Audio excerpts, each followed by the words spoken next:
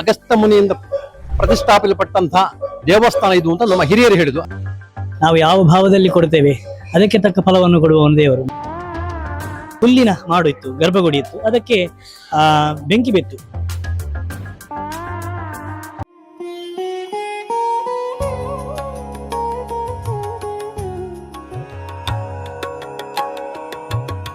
ಪರಶುರಾಮ ಸೃಷ್ಟಿಯ ಪವಿತ್ರ ನೆಲದಲ್ಲಿ ನೆಲೆ ನಿಂತಿರುವ ಮಂಗಳೂರು ತಾಲೂಕಿನ ಬಾಳಕಳುವಾರು ಗ್ರಾಮದ ಶ್ರೀ ಬೆಂಕಿನಾಥೇಶ್ವರ ದೇಗುಲವು ಪುರಾಣ, ಇತಿಹಾಸ ಹಾಗೂ ವರ್ತಮಾನಗಳಲ್ಲಿ ಕಾಲತ್ರಯಾತೀತ ಸತ್ಯವನ್ನ, ಪಾರಮ್ಯವನ್ನ ಮೆರೆಯುತ್ತಾ ಬಂದಿರುವ ಪವಿತ್ರ ಕ್ಷೇತ್ರ.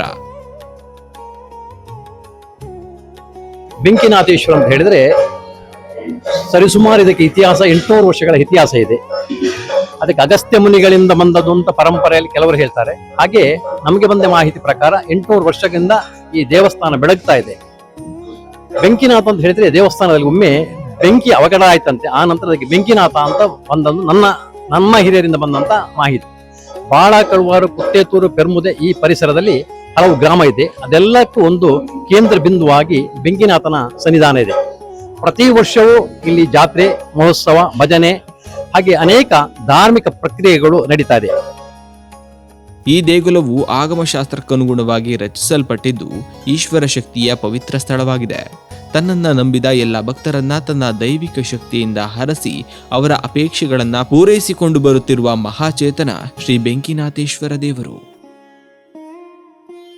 ವಿಶೇಷವಾಗಿ ಭಕ್ತನ ಮನಸ್ಸು ಯಾವ ರೀತಿಯಾಗಿರ್ತದೆ, ನಾವು ಯಾವ ಭಾವದಲ್ಲಿ ಕೊಡ್ತೇವೆ ಅದಕ್ಕೆ ತಕ್ಕ ಫಲವನ್ನು ಕೊಡುವ ಒಂದು ದೇವರು. ನಾವು ಒಬ್ಬ ಅತಿಥಿ ಸತ್ಕಾರ ಮಾಡುವಾಗ ನಾವು ಎಷ್ಟು ವಸ್ತು ಕೊಡ್ತೇವೆ ಅಂತ ಮುಖ್ಯ ಅಲ್ಲ, ಆದ್ರೆ ಯಾವ ಭಾವದಿಂದ ಕೊಡ್ತೇವೆ ಅದು ಮುಖ್ಯ. ಇಲ್ಲಿಯೂ ಅಷ್ಟೇ, ದೊಡ್ಡದೇ ಸೇವೆ ಕೊಡಬೇಕು ಅಂತಿಲ್ಲ. ದೇವರ ಅನುಗ್ರಹ ಮಾಡಬೇಕಾದ್ರೆ ಸಣ್ಣ ಸೇವೆಯೂ ಸಾಕು, ಆದ್ರೆ ನಮ್ಮ ಮನಸ್ಸು ಮಾತ್ರ ಶುದ್ಧ ಇರಬೇಕು, ಆಗ ಒಳ್ಳೆಯ ಫಲ ಕೊಡ್ತಾರೆ. ವಿಶೇಷವಾಗಿ ಈ ದೇವಸ್ಥಾನದಲ್ಲಿ ರುದ್ರಾಭಿಷೇಕ, ಯಾಕೆಂದ್ರೆ ಅಭಿಷೇಕ ಪ್ರಿಯ ಶಿವ ಅಂತ ಹೇಳಿದ್ದಾರೆ. ಹಾಗಾಗಿ ರುದ್ರನಿಗೆ ಅಭಿಷೇಕವೇ ಪ್ರಿಯವಾದದ್ದು. ಅದು ಕೊಟ್ಟರೆ ಇಲ್ಲಿ ಹೆಚ್ಚು ಜನರಿಗೆ ಅವರ ಇಷ್ಟಾರ್ಥ ಈಡೇರ್ತಾ ಉಂಟು. ಅದು ನಮ್ಗೆ ಕಂಡಿದೆ ಇಷ್ಟರವರೆಗೆ. ಪ್ರಾಚೀನ ಹೆಸರು ಭೃಂಗಿ ಅಂತ ಹೇಳಿದ್ರೆ ರುದ್ರಗಣ. ಹಾಗಾಗಿ ರುದ್ರಗಣಕ್ಕೆ, ಆ ಗಣಗಕ್ಕೆ ಒಡೆಯ ಭೃಂಗಿನಾಥ ಅಂತ.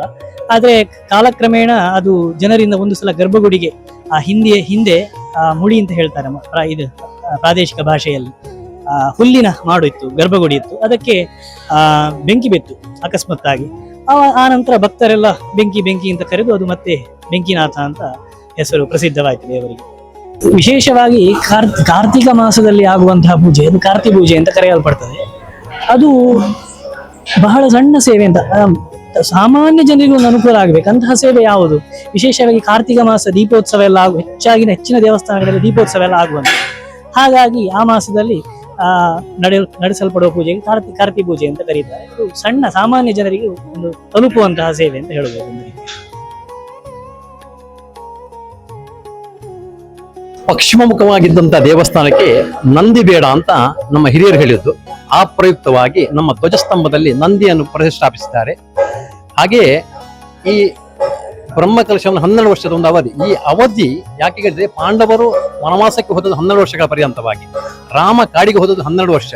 ವೈಜ್ಞಾನಿಕವಾಗಿ ಹಾಗೂ ನಮ್ಮ ಕಾನೂನಾತ್ಮಕವಾದ ವಿಚಾರದಲ್ಲಿ ಹೇಳುವುದಾದ್ರೆ 12 ವರ್ಷಗಳ ಪರ್ಯಂತವಾಗಿ ಒಬ್ಬ ವ್ಯಕ್ತಿ ಇಲ್ಲಂತಾದ್ರೆ ಅವನ ಬಗ್ಗೆ ನಿರ್ಲಕ್ಷಿಸಬಹುದು, ಅಥವಾ ಅವನ ಆಸ್ತಿ ಏನಾದಿದ್ರೆ ಅದನ್ನು ಮತ್ತೊಬ್ಬರಿಗೆ ಪರಭಾರೆ ಮಾಡಬಹುದು ಅಂತೇಳಿ ನಮ್ಮ ಹಿರಿಯರಿಂದ ಬಂದೊಂದು ವಿಷಯ. ಹಾಗೆ 12 ವರ್ಷಕ್ಕೆ ಚರ ಇದ್ದಂತ ವಾಸ್ತುವನ್ನು ಸ್ಥಿರ ಮಾಡುವುದೇ ನಮ್ಮ ಉದ್ದೇಶ ಅಂತೇಳಿ ನಮ್ಮ ಹಿರಿಯರು ಹೇಳಿದ್ರು. ಹಾಗೆ ಅಗಸ್ತ್ಯ ಮುನಿಗಳಿಂದ ಪ್ರಣೀತವಾದಂತಹ ಹಾಗೂ ಅಗಸ್ತ್ಯ ಮುನಿಯಿಂದ ಪ್ರತಿಷ್ಠಾಪಿಸಲ್ಪಟ್ಟಂತಹ ದೇವಸ್ಥಾನ ಇದು ಅಂತ ನಮ್ಮ ಹಿರಿಯರು ಹೇಳಿದ್ರು. ಬೆಂಕಿನಾಥ ಅಂತ ಹೇಳಿದ್ರೆ ಹೇಗೆ, 2 ಕಣ್ಣುಗಳು, ಸಾಮಾನ್ಯವಾಗಿ 2 ಕಣ್ಣುಗಳು ಸೂರ್ಯ ಮತ್ತು ಚಂದ್ರಕ್ಕೆ ಹೋಲಿಕೆ ಮಾಡುತ್ತೇವೆ. ಇದು ಈಶ್ವರನಲ್ಲಿ 3ನೇ ಕಣ್ಣು ಹಣೆಯಲ್ಲಿರುವಂತಹದ್ದು, ಅದು ಅಗ್ನಿ ರೂಪ ಇರುವಂತಹದ್ದು. ಹಾಗೆ ಹೆಚ್ಚಾಗಿ ಅದು ತೆರೆದಿರುವುದಿಲ್ಲ, ಮುಚ್ಚೇ ಇರುವುದು. ಶಾಂತ ಸ್ವಭಾವದಲ್ಲಿ ಇರುವಾಗ ಕಣ್ಣು ಮುಚ್ಚಿಕೊಂಡಿರ್ತದೆ. ಏನಾದರೂ ವಿಪರೀತ ಆಗುವಾಗ ನಿಮಗೆ ಗೊತ್ತು, ಕಥೆ ಪುರಾಣಗಳೆಲ್ಲ ಕೇಳಿದ್ದೀರಿ, ಕಣ್ಣು ತೆರೆದಾಗ ಏನಾದರೂ ಅನಾಹುತ ಆಗ್ತದೆ. ಬೆಂಕಿನಾಥ ಅಂತ ಹೇಳುವುದಕ್ಕೆ ಹಾಗೆ. ಆದರೆ ನಮ್ಮ ಊರಿನ ಬೆಂಕಿನಾಥ ನಮಗೆ ಯಾವಾಗಲೂ ರಕ್ಷಣೆಯನ್ನು ಕೊಟ್ಕೊಂಡು ಬಂದದ್ದು. ದೇವರನ್ನು ನಂಬಿದವರನ್ನು ಯಾರು ಬಿಟ್ಟು ಹಾಕುವುದಿಲ್ಲ ಅಂತ ಇದು ವಾಡಿಕೆಯ ಮಾತು. ಆದರೆ ಬೆಂಕಿನಾಥನಿಗೆ ಬೇರೆ ಕಥೆ ಪುರಾಣಗಳಲ್ಲಿ ಕೇಳಿದ್ದೀರಿ, ಬಹಳ ಕ್ಷಿಪ್ರವಾಗಿ ಪ್ರಸಾದ ಕೊಡುವಂಥದ್ದು. ನಮ್ಮಲ್ಲಿ ಕೂಡ ಹಾಗೆ ನಮ್ಮ ಊರಿನ ಜನರು ಬಹಳ ಭಕ್ತಿಯಿಂದ ದೇವರನ್ನು ನಂಬಿಕೊಂಡು ಬಂದಿದ್ದಾರೆ. ಸಾವಿರಾರು ವರ್ಷಗಳ ಹಿಂದೆ ರಚನೆ ಆದದ್ದು. ವರ್ಷ ವರ್ಷ ಇವರ ಭಕ್ತರ ಸಂಖ್ಯೆ ಜಾಸ್ತಿ ಹಾಕೊಂಡು ಹೋಗಿದೆ.